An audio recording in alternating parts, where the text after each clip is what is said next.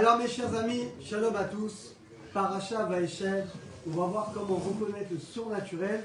Le cours est dédié pour un grand sadique, pour une réfoua shelema complète, une bonne santé longue vie de Abraham, Yitzhak, Ben Esther, Ben Simon, c'est pas de ma famille, ça aurait pu l'être, qu'Hachem te bénisse, sadique, et toute la famille, tous les Ben Simon et tout le clan d'Israël. Amen. Amen. Alors écoutez bien mes chers amis, on a une paracha extraordinaire, où Réhouven il veut sauver Yosef Hatzadik, qui le prend. Et bizarrement, les frères vont le vendre, vous connaissez toute l'histoire, et ils le jettent dans un puits rempli de serpents et de scorpions. La Torah nous dit que le puits était vide d'eau. La Gemara dit qu'il n'y avait pas d'eau, mais il y avait dedans des serpents et des scorpions. Et là, mes chers amis, on est choqués par l'attitude de Réhouven. Tu veux sauver ton frère? Mais là, tu ne vas pas le mettre dans un endroit comme ça. Vous savez ce qui est tranché dans le Shulchan Aruch? C'est dans Even Hazer. Écoutez bien, c'est tranché là-bas que si quelqu'un y voit, il voit quelqu'un tomber dans un puits de serpents et de scorpions, il peut aller au Beddin, dire voilà, j'ai vu que celui-là il est tombé, donc c'est sûr qu'il est mort, même si on n'a pas trouvé le cadavre, et sa femme peut se marier avec quelqu'un d'autre. C'est dans Shulchan Aruch. Ça veut dire que c'est une certitude que si quelqu'un il tombe dans un puits profond où il y a des serpents et des scorpions, c'est sûr qu'il va mourir. Il n'y a pas de doute.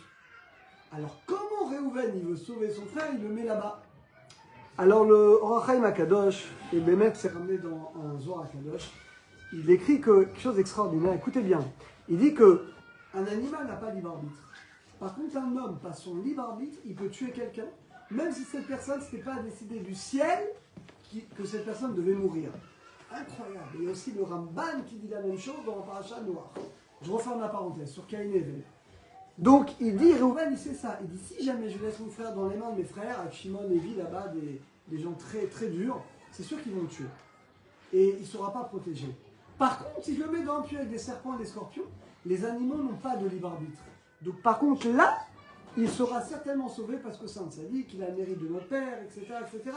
Donc là, il vaut mieux qu'il soit avec les animaux, parce que là c'est 100% providence. Alors que s'il le laisse dans le libre arbitre, des fois le libre arbitre d'un homme, il peut faire des choses qui dépassent finalement, qui dépassent les limites que Hachem a créées quand il a créé le monde. C'est la raison pour laquelle il va le mettre là-bas. Néanmoins, on voit qu'il ne sera pas touché et que les serpents et les scorpions ne l'ont pas touché. Pourquoi? Et là, mes chers amis, il y a un chidouche du Rav Yitzhak Harama dans Akedat Yitzhak. Il dit quelque chose de très beau. Il dit qu'il y a deux natures. Il y a le Teva Mefursam, la nature qui est connue, qu'on connaît.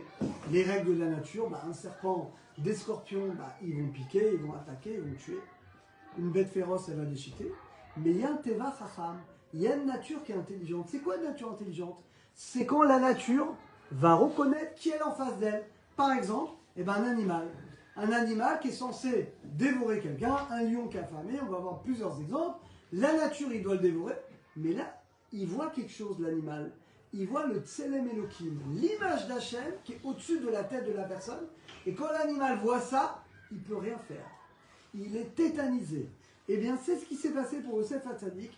Yosef Hatzadik, il avait le Tselem Elohim, l'image d'Hachem, comme ça, un tzaddik, qui était au-dessus de sa tête, qui était très forte, ce qui fait qu'aucun animal, aucun reptile ne pouvait lui faire du mal, et donc effectivement, chez lui, la nature, c'était une nature intelligente, où même la nature elle-même était capable de reconnaître sa grandeur, ce qui explique effectivement qu'il ne sera pas touché.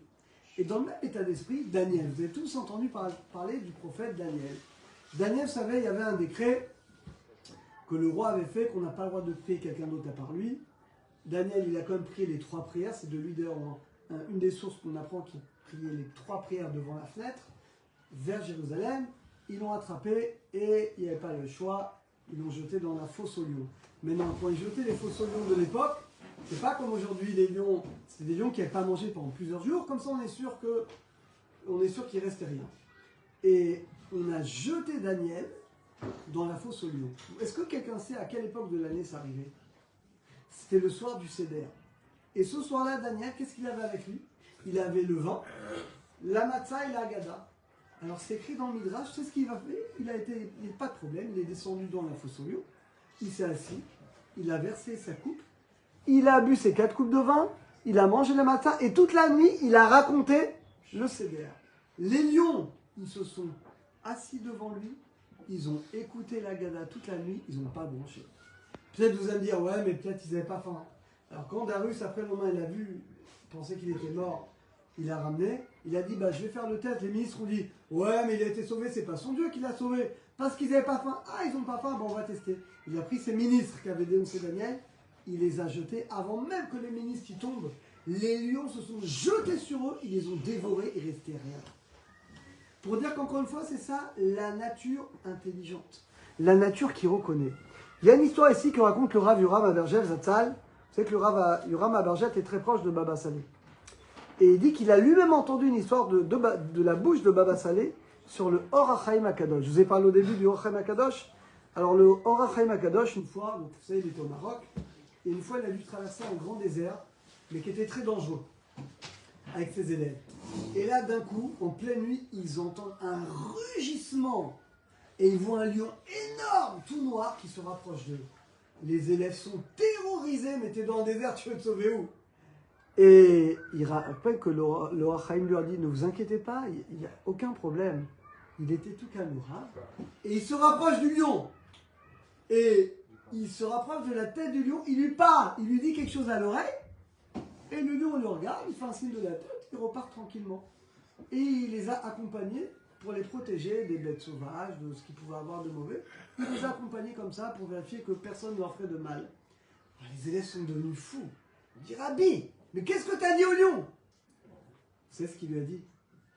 Il a dit, le Hachaim HaKadosh, il a dit au lion, il a dit, sache que depuis que j'ai été créé, je n'ai jamais fauté, je n'ai jamais abîmé ma Brit Mila et ma santé. C'est que c'est quelqu'un qui avait une sainteté tellement grande qu'il n'a jamais fauté. Un peu comme Youssef Hatzadik. Et comme il n'a jamais fauté, il a le Tsem Elokim, l'image d'Hachem au-dessus de lui, ce qui fait qu'il ne craint aucune bête sauvage, comme Youssef Hatzadik, comme le prophète Daniel. Eh ben, on a finalement encore un exemple avec finalement avec le Or HaChaim HaKadosh. Et je vais vous donner un quatrième exemple. Hanania Michel Vazaria. Vous savez, Nabucodonosor, Nebuchadnezzar, il a fait une idole. Celui qui ne veut pas se prosterner, on le jette dans le feu. Et il y a trois tzadikim, c'est à la même époque. Ils ont vécu à l'époque du prophète Daniel. C'était pendant l'exil de Babylone, entre les deux temples. Et donc finalement, Hanania Michel Vazaria, ils ont dit non, on ne se prosterne pas. Il a dit pas de problème. Je vais vous donner la leçon de votre vie. C'est écrit qu'il a monté la fournaise à 7 degrés plus que d'habitude. Donc même les gens qui se rapprochaient, ils mouraient. Et quand ils se sont approchés, vous savez, ils ont marché dans le feu comme Abraham Avinu, rien. Et quand ils sont ressortis, il n'y avait même pas une odeur de brûlé, même pas sur leurs vêtements. Eh bien mes chers amis, à part le côté évidemment miracle, mais c'est ce qu'il dit. C'est ce qu'il dit ici le Akedat Yitzhak, qui dit qu'en fait, la matière est la nature intelligente. Que quand elle voit un tzaddik, elle voit Tselem Elohim, elle s'adapte au tzaddik. Bah, le feu, il a vu Abraham, il n'a pas brûlé Abraham dans la fournaise ardente avec Nemrod. Et là-bas, pareil. Vu Hana, Michel, Vazaria, ces trois tzaddikim, et bien finalement, le feu n'a pas brûlé. Et en réalité, mes chers amis, le travail à nous dans ce monde, c'est de ne pas rester que à travers la nature, mais de chercher Hachem à travers la nature. De chercher le surnaturel, c'est le titre du cours. On va essayer de trouver le surnaturel, la main d'Hachem, à l'intérieur de la nature. Alors, Bezat Hachem, c'est pour ça que Yosef, il a été, vous avez compris, c'est grâce à ça que Yosef Hatzadik, il a été sauvé de ce puits. Alors qu'Hachem, il sauve tous les Israël qui sont en Tzara, qui visite tous les Israël, protège tous les soldats, guérison pour tous les malades, et qu'on ait une pluie de bracha pour nous, pour tout le clan d'Israël et des bonnes nouvelles pour tout le clan d'Israël.